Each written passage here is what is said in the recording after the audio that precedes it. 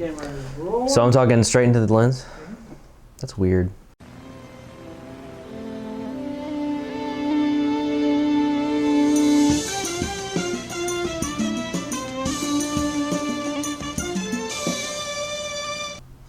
My name is Jeremy Garcia, and my entry into Arte Factum is Monstruo.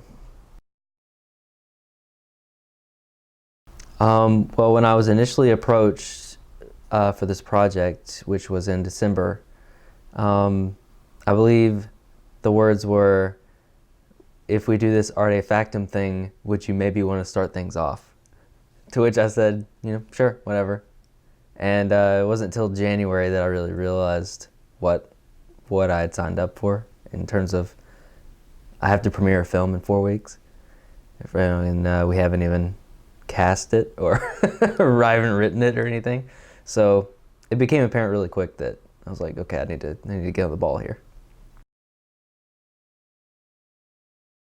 The film's about a conquistador monster hunter who is just coming off having fought a monster, and we're seeing him kind of in the aftermaths of that, and seeing him deal with that pain or struggle. So that's initially basically what the film's about. Well, with the initial idea, it actually had the idea months prior, and the original idea had been to make it about a samurai and make it a Japanese character, a samurai, and then the film would be in Japanese. But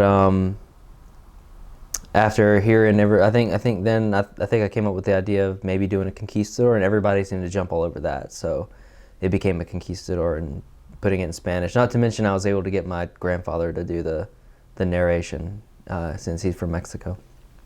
But from the start of like, okay, this is Arte Factum and this is what I have to do for this month. It took the whole month of January to do. If you're talking from shooting time, we from the very start of the first shot to finished product, it took about 4 days to put everything together. One of the biggest challenges was one of the biggest things I was worried about was light. And if you see the film, which hopefully you have, the film's lit almost entirely by just a campfire. And I knew I was like, well, if we're shooting on our traditional cameras, this would really, be really tough to pull off. Luckily, we had the A7S, which does terrific in low light. And so I felt a little bit better about it, but still, you're still racing that light source. It seems like if you shoot at magic hour, you're racing the sunlight. I still felt like we were racing the fire. And you can tell towards the end of the film, as we run low on wood and things like that, the fire starts to get a little lower and the shots get punched up a little bit more in post because the light wasn't as strong from the fire. But overall, we had a good 3-4 hours of a fire going, a pretty strong fire, and so that was probably my biggest challenge and fear going into the project. Any advice for other filmmakers, or my fellow peers who are involved with the Arte Factum? I say try and one up each other. Try and make. I hope Nick's film is better than mine.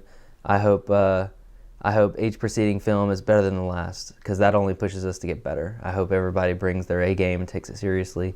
But it's been a fun process doing this, and any time where we can kind of, this is 12 filmmakers with 12 short films is a unique idea, and I think it's going to be fun to capitalize on that, and see what these other filmmakers do, and how I'm sure one of them, if not most of them, are going to give me some ideas of how to shoot my next film, they'll create a spark to another idea that'll lead to another film that I do. So I would say just deliver your A game, and let's inspire each other. They can find my current work on my YouTube page, which is Illuminated Pictures, and I have some short films on there. I have music videos, a few documentaries, and that's where the majority of my work is when I'm not helping the Wages to Sin group out with their stuff.